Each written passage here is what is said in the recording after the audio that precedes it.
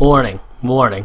This review contains spoilers for the first Xillia game, since, well, this game is its direct sequel, so you have been warned.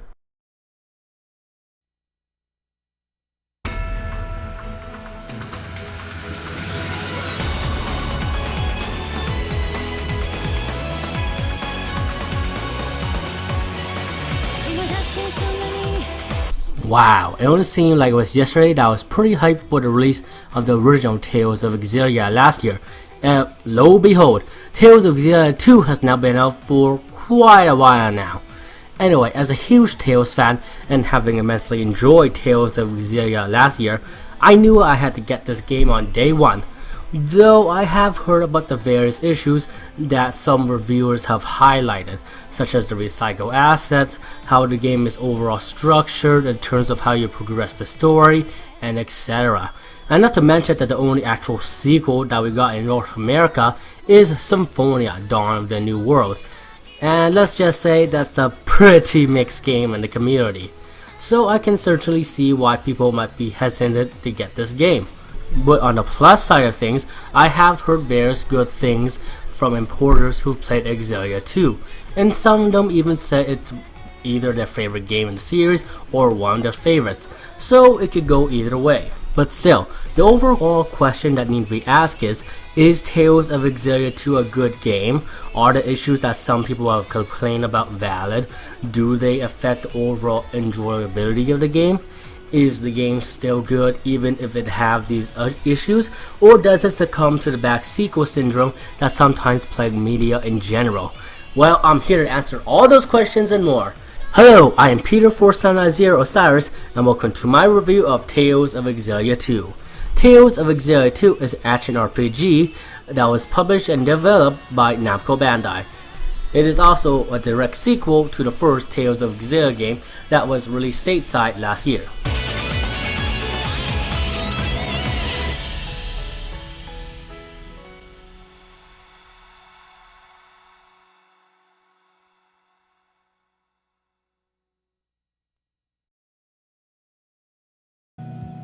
You're gonna make a great chef someday, so give each meal your all.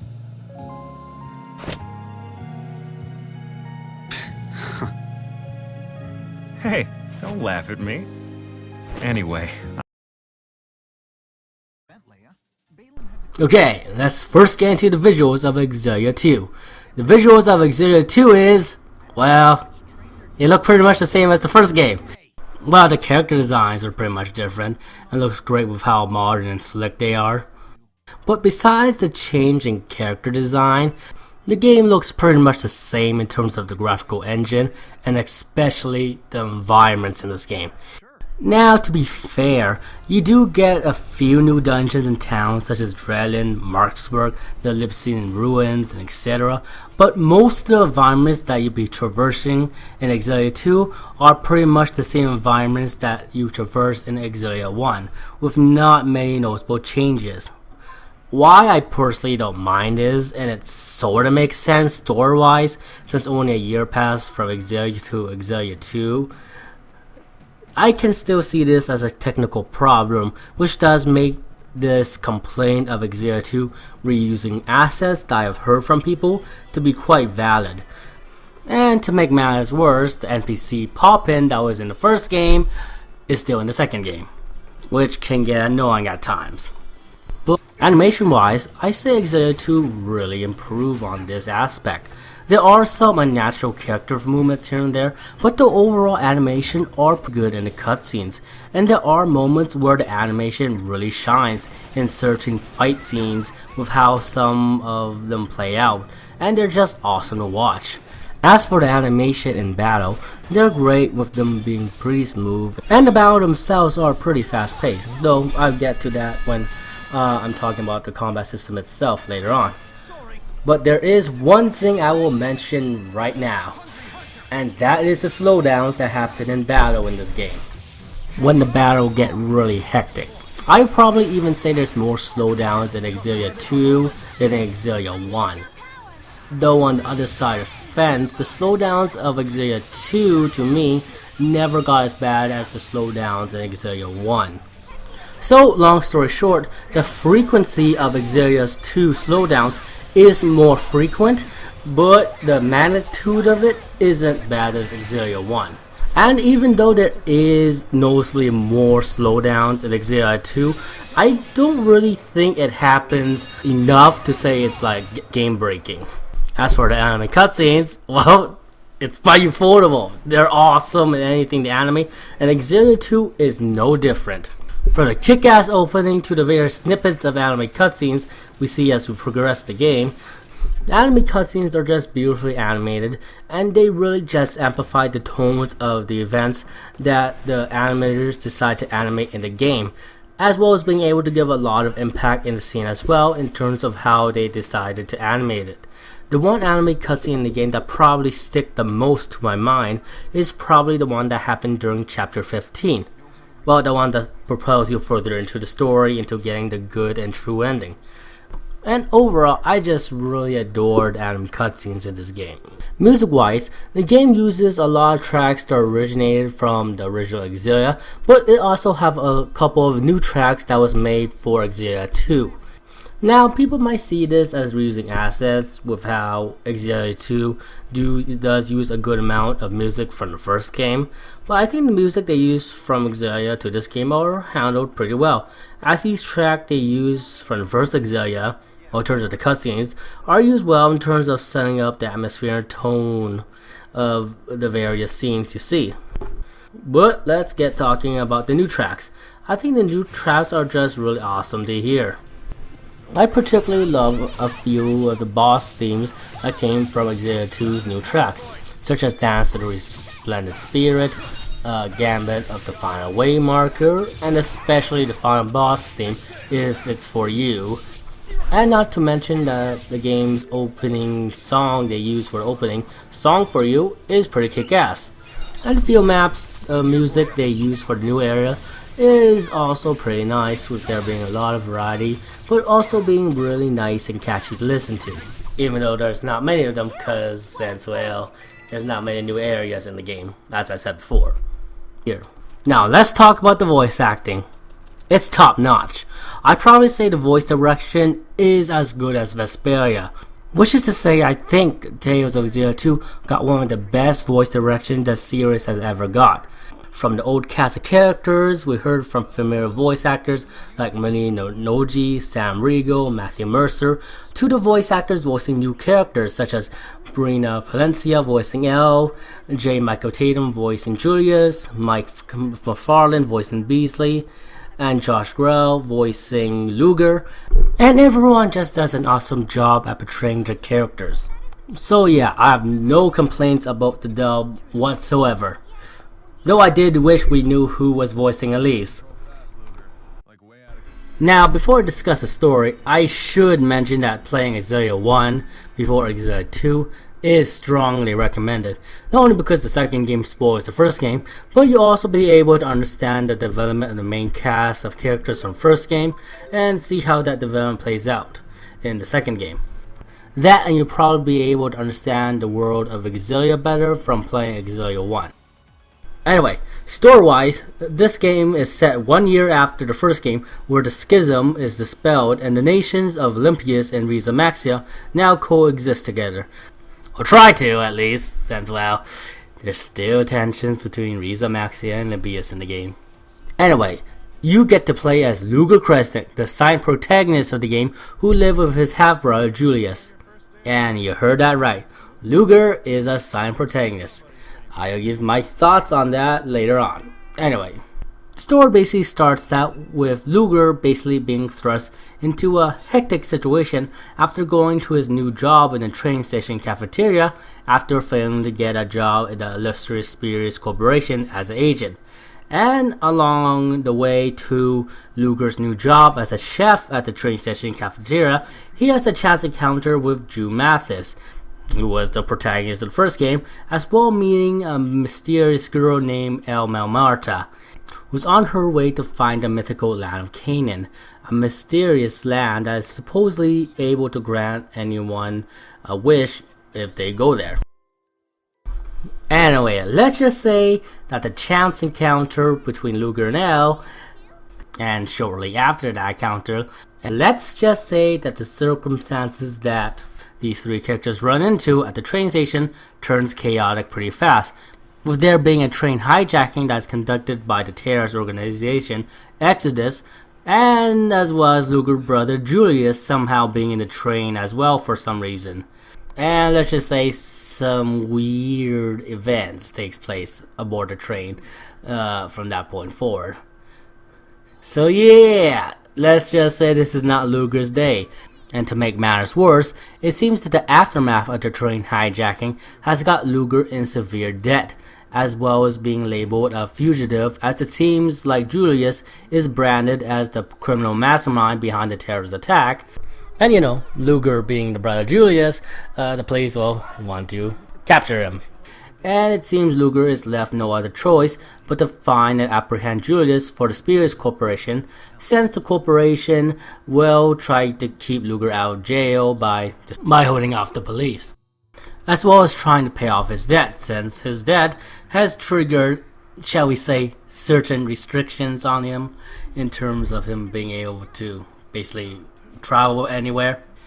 And so begins Luger and El's journey to try to not only find Julius, but also to try to go to the mythical land of Canaan.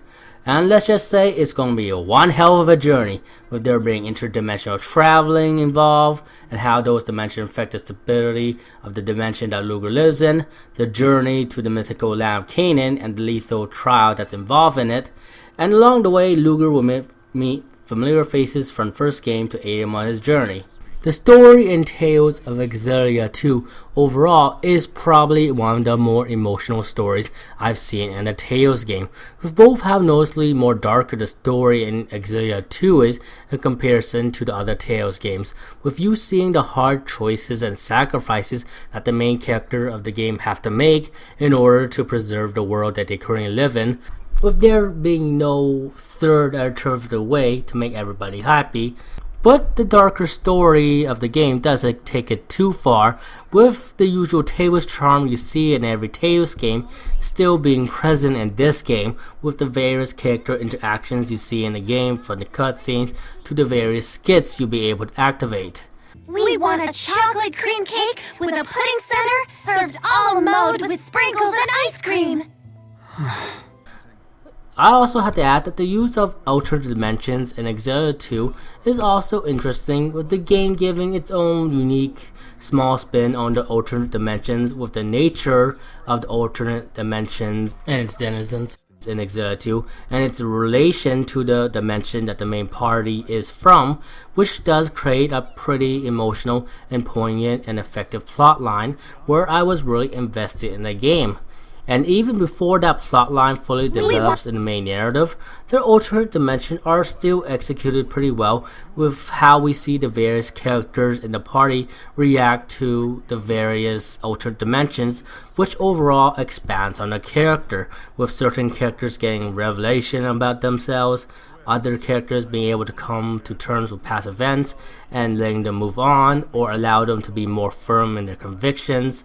Some even challenges our characters, and the what if scenario of the alternate dimensions is also interesting by themselves, as we can see the other sides to various side characters we saw in Xillia, and even see how one event can change not only the world of these alternate dimensions in comparison to the dimension the main party is from, but also see how some of the characters we know from the Xillia universe change.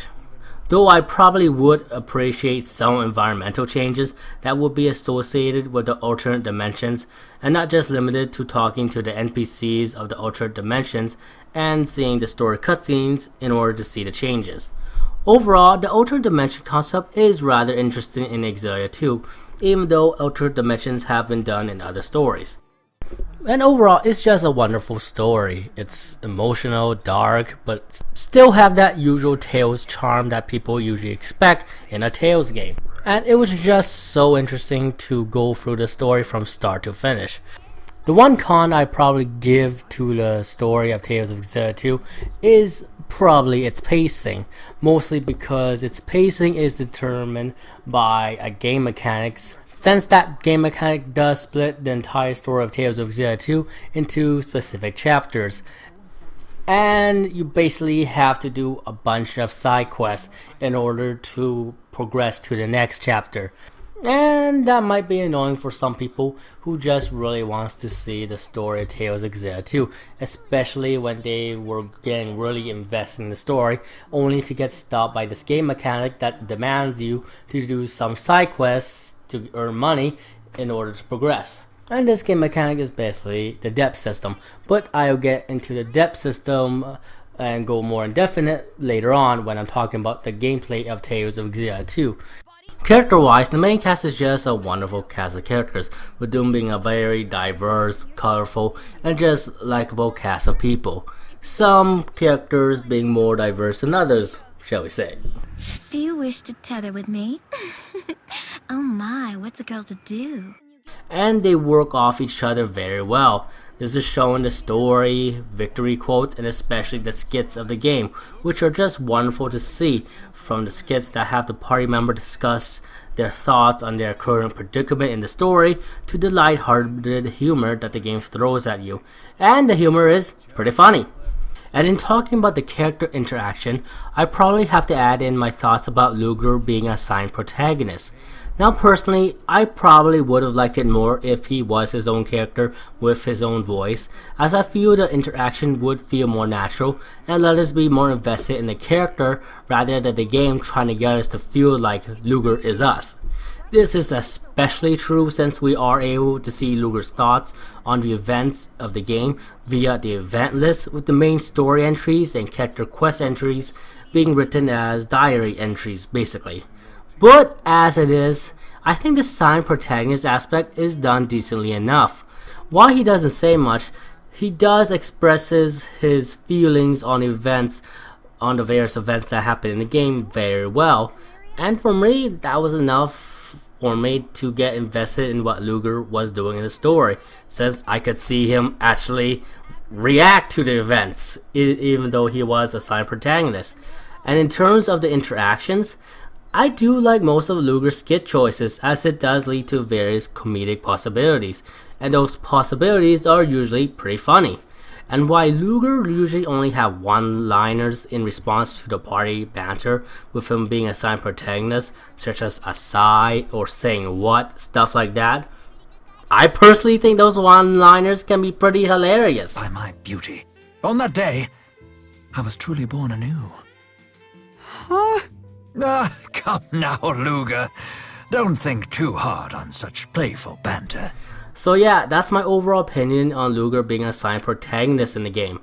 Another thing I have to add to the characters is that each character got their own unique character quest, which is somewhat reminiscent to the character quests from Legendia, and the character quests in Xillia are basically optional chapters you can do.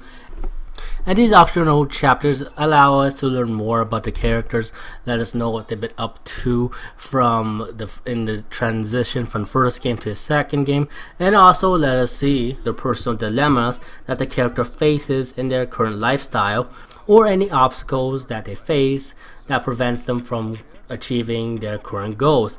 The character stories are interesting and does develop the character and are just a pleasure to watch, and it really did make me like the main cast even more than I initially did.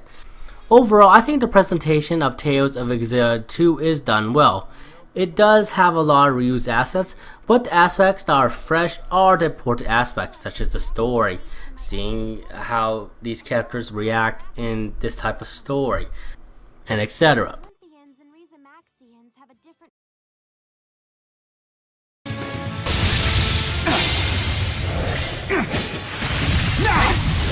The ritual of destruction!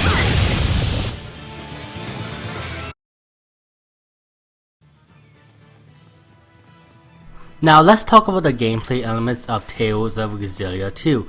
The first thing I talk about is the game structure, and its combat system, progression system, and any other subsystems afterwards. Now, the structure of Tales of Xillia 2 is, shall we say, quite unique in the series. The game structure is basically split into multiple chapters, with you progressing the game by progressing the main story missions, with there being free time in between the main story missions, where you have to pay a certain amount of gold to Nova in order to progress the game's story, as well as opening up locked areas to you since Luger's death has triggered travel restrictions on him. You're also able to access to the character's side story missions during the free time, since well, they're usually only available during this time, and doing certain character side stories can give you gold, as well as reaping the usual benefits of doing the character side stories, such as learning more about the characters, getting affinity points with them, and etc. And lastly, you can earn gold to pay off Luger's debt by defeating monsters, doing job requests on a job board, and defeating gigantic monsters, and that is basically the debt system in a nutshell. Now, the debt system can be pretty annoying at times, if I have to be honest, especially with how it can impede the pacing of the story, with it stopping the story progress entirely until you pay a certain amount of gold to Nova, and I can definitely see this as a problem for people who usually play RPGs for the story on the first playthrough and do the side quest on the second playthrough. The annoying factors also multiply a bit with how Nova will continuously pester you to pay off the debt, especially so if you reach a certain gold threshold where she would continuously remind you after every action. But I think the debt system is more of an annoying mechanic than an awful one, since the amount of gold you need to usually pay off to progress the story isn't that much, and you basically just have to do a few job board quests or offing a giganto monster or two to pay it off. I would say earning gold in this game is easy enough that you can pretty much earn the gold to pay off a payment of Luger's debt, as well as buying equipment and supplies if you just put a little effort in completing the job board request. I'll probably say the worst part of the debt system is probably getting gold through the job board request, since they're pretty much a generic and boring type of side quest, such as defeating X amount of monsters or collecting X amount of materials. The job requests can still be pretty boring and feel like filler. But they're not all that time consuming in the grand scheme of things, and some of the job descriptions on them can be pretty fun to read due to the references that some of the job descriptions contain in regards to the other games in the Tales series. And overall, the death system just feels like it's an idea that didn't pan out in the grand scheme of things. It's not an awful mechanic, it's just an annoying one you have to contend with. Oh yeah, almost forgot to mention this one thing regarding the game structure. During certain parts of the story, Luger will be able to choose certain dialogue choices in the game. So you're probably wondering, how much do these dialogue choices affect the story? They don't. Most of them don't. I mean, they do affect character affection points, but they don't really affect the story all that much. At best, during certain parts of the story, they will affect which chapters you go first, and that's really the extent of the choices in the game, until you get to the end of the game, where your last few choices will determine which ending you get. Now let's talk about the combat system. Combat-wise, Tales of Xillia 2 uses the same combat engine that stems from the original Xillia, with you being able to chain arts and normal attacks together to form combos in real time and use it to defeat enemies. How you're able to link with other characters to reap certain benefits, such as linking with other characters that allow you to coordinate better with the AI, as well as gaining certain abilities while you are linked with them, such as Elvin's Breaker ability that allows you to break an enemy guard if they are guarding. How you are able to use a combination attack called a link art with your link partner once you reach a certain threshold in the over limit gauge. How you're able to go into over limit itself, which is a state where you can continuously use link art together, as well as not being able to be staggered and being able to use mystic arts in that state. And how the AC meter is still in here from the first game, which is a meter that determines how many mixtures of attacks and arts you can do, but allow you to chain any arts and attacks together, with the AC meter designing the game to be pretty fast paced and offensive with how fast the AC meter can recover.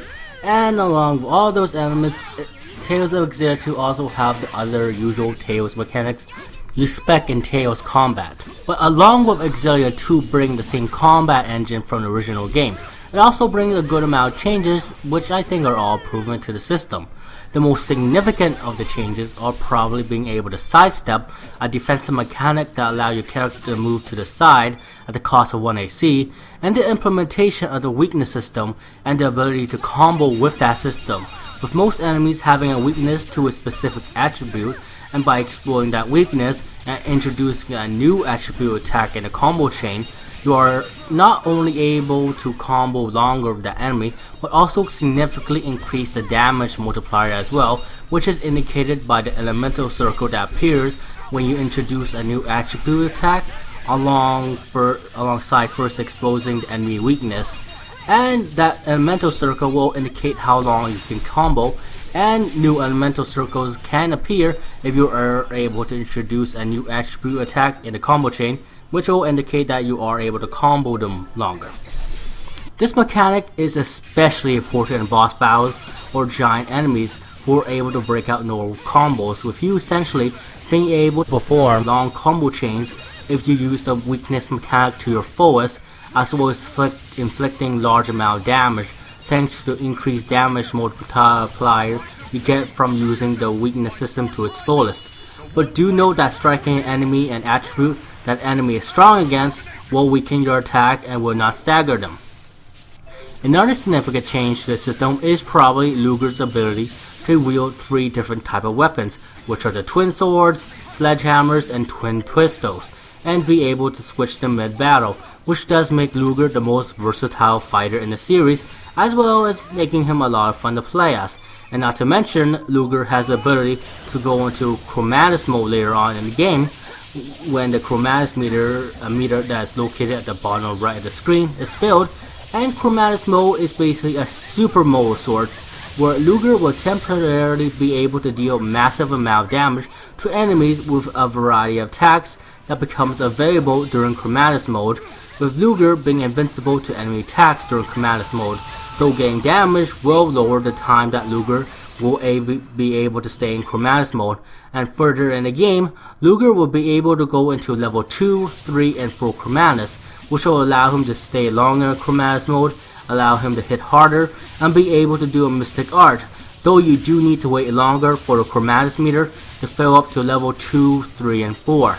And not to mention, if you go into chromatus mode during a weakness combo, the weakness meter will freeze if you are able to continue combo chain there, which is incredibly useful. Along with these significant changes in the combat system, the returning party member also gain new arts and skills that makes them even more fun to play in this game, as well as you getting new characters who each have their own unique fighting style to add to the party, and they are a lot of fun to play around with, Ludger included. And the combat system overall is just fantastic. It's fast paced, there are lots of options to do combos with in terms of the diversity of each character moveset, especially Ludger's, who's probably the most versatile fighter in the series, which just makes him a blast to play through. And the characters overall are just also a blast to play through, with each having their own unique fighting styles, character abilities, such as Mila's spirit shifting ability, which allow her to use her magical attacks as either incantation magical attacks or elemental based physical attacks, or Gaius' retribution ability, which is a powerful counter attack he does after guarding from enemy attacks, and etc. The linked arts and just being linked to other characters also feel just as satisfying in this game as it was in the original game, and the character link abilities does make it feel like linking with each character feels useful for different situations. The weakness system is also implemented wonderfully, with you having to pay attention to the enemy weakness, as well as encouraging you to integrate all type of attribute attacks in your combo chain, which does encourages a lot of experimentation to see which art combination will work best for you. And it feels great to actually be able to combo bosses in this game using the weakness system. And sidestepping is a nice mechanic that allows for more options in maneuverability. And lastly, chromatus mode just feels badass to use whenever you activate it, and the combat overall is just a blast to play through. Now let's talk about the progression system of Tales of Xillia 2. The game uses two types of progression system, with it having the standard leveling system, with you getting enough experience to level up, and this leveling system is used to level up the stats of the characters. This progression system is rather standard, but the stats you gain from each level does feel significant. The other progression system is much more interesting in comparison, with you learning skills and arts by using the Allium Orb system. Now, the Allium Orb system is pretty different from the Lilium Orb, and it basically works like this. You basically learn arts and skills via earning elemental points for the 6 elemental gauges, which you gain by using an extractor that will transform the elemental ores you gain from combat or on field maps into a specific elemental point, and if you gain enough elemental point in the various elemental gauges, you'll be able to learn various arts and skills and arts upgrades. This progression system is great as it does provide great feeling progression, but it also gives you a great amount of customization, flexibility, and freedom in terms of how you want to build up your character. And you do get a steady influx of arts, skills, and arts upgrades that does feel like you are steadily getting stronger as you progress the game. Now let's talk about the skill system. It's rather mostly the same from Xillia, with you mostly equipping the skills you learn in the skill menu, with the skills granting various abilities or upgrades to the character equipping them, such as equipping a skill that will increase their agility, equipping one that will increase the effectiveness of an art or change the art, or allowing them to maneuver in the air, equipping one to modify their character abilities, stuff like that. And the skills does feel significant and does add to the depth of the combat system, as equipping various skills can effectively change how that character plays like. But there is a significant change in the skill system in Xillia 2 from Xillia 1, well, besides learning skills from the Allium Orb, and it is how SP is earned, which is basically the number that determines how many skills you can equip. Rather like in Xillia 1 with SP being earned with the progression system, SP is now earned by learning skills, with you getting half of the SP cost of the skill you just learned. Now this is interesting because it does require players to be more careful with what type of skills to equip, since they have a more finite limit, and it does balance it somewhat since some of the skills in this game are pretty powerful. Now let's finally talk about the subsystems. The first subsystem I'm going to go over is the affinity system. Throughout the game, you have the chance to improve the main cast affinity with Luger through various dialogue choices you see in the story and skits, as well as improving them via bringing them into battle. And as their affinity with Luger increases, you'll be rewarded with skill points, being able to learn new arts, as well as eventually being able to do a dual mystic art with them. It's a nice system overall, and I do like how substantial the rewards are for increasing the affinity of the main cast in terms of gameplay, especially so since I do find the cast of characters to be very likable, so just increasing their affinity and getting rewarded for it feels awesome. Likewise, I say you'll be able to beat the game in 20 to 30 hours if you focus only on trying to finish the main story, though I personally got about 100 hours or so of game time on Xillia 2 before doing this review, from doing the main story, character side story, beating Giganto monsters, doing the EX dungeon, and etc. So there is quite a bit of content in this game. Difficulty wise, it's adjustable, though I personally played it on a hard difficulty on my first playthrough and unknown on my current second playthrough. As for replayability, I say there are some of the new Game Plus options that's available when you beat the game. Overall, I think the gameplay of Tales of Xillia 2 is done extremely well. There are some mishaps in the structure of the game, but I think most of the other gameplay mechanics, from the fantastic combat system to the progression system, is all done marvelously well.